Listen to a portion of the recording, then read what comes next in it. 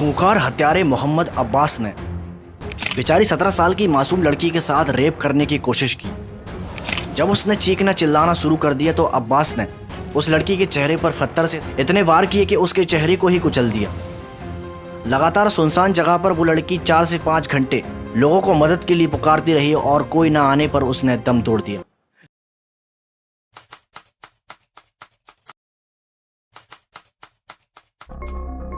Literally जब इस case को मैं स्टडी कर रहा था तो मुझे अपनी आंखों और कानों पर विश्वास नहीं हुआ। मतलब कि बहुत से केसेस हमारे सामने ऐसे ऐसे निकल कर आते हैं जो हमें हैरान करने पर मजबूर कर देते हैं। ये केस भी अपने आप में चौंका देने वाला है। लिटरली इस केस के बारे में डिस्कस करने में मेरे हाथ पैर कांप रहे हैं। जिस जगह पर जो वारदात की गई है वहां की मेन मीडिया ने तो इस खबर को प्रकाशित ही नहीं किया। थैंक्स टू छोटे रिपोर्टर जिन्होंने इस केस के बारे में आर्टिकल्स छापे। आइए जानते हैं एक ऐसे किलर के बारे में जिसने अपनी हवस को मिटाने के लिए एक नाबालिग लड़की को ही जान से मार दिया। इस केस में मेरे साथ एंड तक बने रहिएगा। मैं कोशिश करूंगा आपको इस केस के बारे में डिटेल से हर एक चीज को एक्सप्लेन करने की।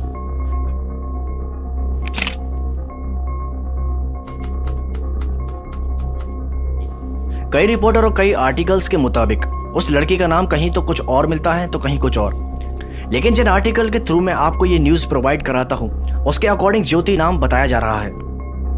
इस केस को दार्जिलिंग जैसे शहर का बताया जा रहा है। आपको बता दें कि दार्जिलिंग शहर अपने आप में ही बेहद खूबसूरत है। दार्जिलिंग का नाम सुनकर हर किसी के दिमाग में एक शांत माहौल जैसी जगह का नाम आता है। दार्जिलिंग पहाड़ों जैसी खूबसूरत जगहों से घिरा हुआ है, लेकिन इसी शांत जैसे माहौल के अंदर ही इसी वारदात को अंजाम दिया गया था। पश्चिम बंगाल के सिलीगुड़ी माटीगाड़ा का ये केस बताया जा रहा है। सिलीगुड़ी में माटीगाड़ा के अंदर लेनिन कॉलोनी के अंदर मोहम्मद अब्बास रहा करता था। मोहम्मद अब्बास की उस समय 22 साल उम्र थी। मोहम्मद अब्बास अक्सर उसी स्कूल के बाहर देखा जाता था जहां पर ज्योति पढ़ने जाया करती थी। दार्जिलिंग के नेपाली मीडिया स्कूल में 11वीं की छात्रा थी।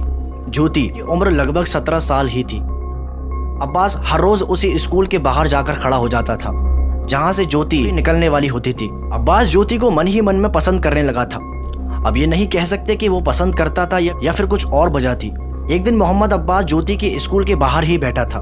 ज्योति की स्कूल की जैसे ही छुट्टी हुई तो ज्योति अपने फ्रेंड के साथ जाने की बजाय ज्योति अपने घर की ओर चल देती है, जहां अब्बास ने उसका पीछा किया।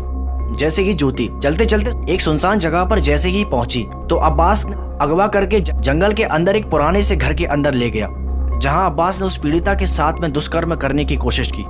अब्बास अपनी पूरी ताकत से पीड़िता पर जोर लगा रहा था। इसी बीच ज्योति जोर जोर से मदद के लिए पुकारने लगी। अब्बास को किसी के आने का डर होने से पहले ही अब्बास को लगा कि इससे पहले कोई आए इस लड़की का जैसे तैसे मुंह बंद करा दिया जाए।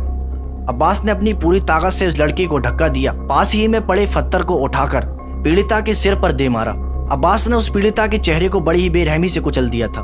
जैसे ही पीड़िता मदद के लिए पुकार रही थी तो वहां से गुजरने वाले एक बुजुर्ग ने उसकी आवाज को सुन लिया था। वो बुजुर्ग धीरे धीरे आवाज को सुनकर आगे बढ़ते चले गए। आपको बता दें कि वो जगह इतनी अंदर जाकर बनी हुई थी कि किसी भी इंसान का जाना वहां पर मुश्किल था। वो बुजुर्ग जैसे तैसे उस जगह पर पहुंचे तो उन्होंने देखा एक लड़की स्कूल की यूनिफॉर्म पहने हुए उस सुनसान जगह पर पड़ी हुई है, जिसका चेहरा भी कुचला हुआ था। जैसे ही उस बुजुर्ग ने इधर उधर देखा तो उस बुजुर्ग को एक लड़का दिखाई दिया जो कि काली टी शर्ट पहना था। अब्बास उस दीवार को टापने की कोशिश कर रहा था। उस बुजुर्ग ने अब्बास का चेहरा तो नहीं देख पाया, लेकिन उसकी टी शर्ट को पहचान लिया था। जैसे ही उस बुजुर्ग ने पुलिस को सूचना दी तो पुलिस फौरन ही मौके पर पहुंची। पुलिस ने वहां आकर सारी खोजबीन करना शुरू की। पुलिस ने उस बुजुर्ग से पूछा कि तुमने उस लड़के को देखा है? तो उस बुजुर्ग ने कहा कि मैंने उसे नहीं देखा, लेकिन उसकी टी शर्ट को मैंने देख लिया था। जब वो बुजुर्ग पुलिस को उस जगह पर ले गए जहां से वो अब्बास भागा था, पुलिस ने जब इधर उधर देखा तो पुलिस को एक पोल पर कैमरा लगा हुआ दिखा। पुलिस ने जैसे ही उस कैमरे की छानबीन की तो उसके अंदर से अब्बास का चेहरा सामने निकलकर आ गया, जिसके बाद पूरी पुलिस अब्बास को पकड़ने में लग गई थी। पूरी दिन और रात मेहनत करने के बाद अब्बास को पुलिस ने रात 2 बजे अपनी हिरासत में लिया। जहां अब्बास से इन्वेस्टिगेशन की गई तो अब्बास ने अपने गुनाहों को कबूल लिया था। तो अभी इस केस के बारे में स्टडी चल रही है। अभी मोहम्मद अब्बास को गिरफ्तार कर लिया गया है, उसके ऊपर कार्यवाही अभी चल रही है। तो अभी मैं उसके बारे में कुछ आपसे नहीं शेयर कर सकता। हाँ, लेकिन जैसे ही उस केस के बारे में अपडेट्स आते हैं तो मैं आपको उस केस के बारे में अपडेट्स देने की कोशिश जरूर करूंगा।